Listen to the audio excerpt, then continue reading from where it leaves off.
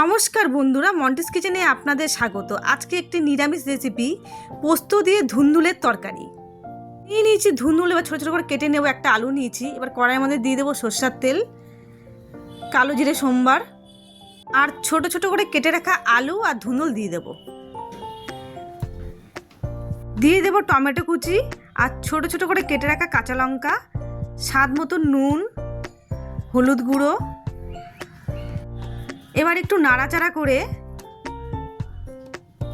এটা কিন্তু পুরো নিরামিষ রান্না, আপনারা পেঁয়াজও ব্যবহার করতে পারেন, আমি এটা নিরামিষই করলাম।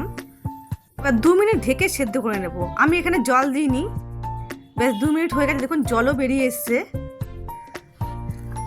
আর হালকা সেদ্ধ হয়ে গেছে। এবার এর মধ্যে দিয়ে দেবো পোস্ত বাটা। এবার দিয়ে দেবো স্বাদ মতন চিনি। এবার সমস্ত কিছু দিয়ে ভালো করে একটু মিশিয়ে নেব। আমরা কিন্তু ঘরে আলু পোস্ত বা ঝিঙে পোস্ত খাই, একবার অবশ্যই ট্রাই করে দেখবেন।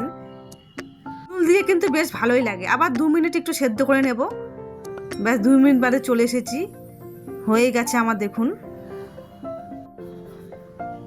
ব্যাস উপর দিয়ে দেবো একটু কাঁচা সরষের তেল। ব্যাস আমার রেডি হয়ে গেল পোস্ত দিয়ে ধুন্দুলের তরকারি। আজকে রেসিপিটি ভালো লেগে থাকলে লাইক, কমেন্ট, শেয়ার আর চ্যানেলটিকে সাবস্ক্রাইব করে দেবেন। আপনারা ভালো থাকবেন, সুস্থ থাকবেন।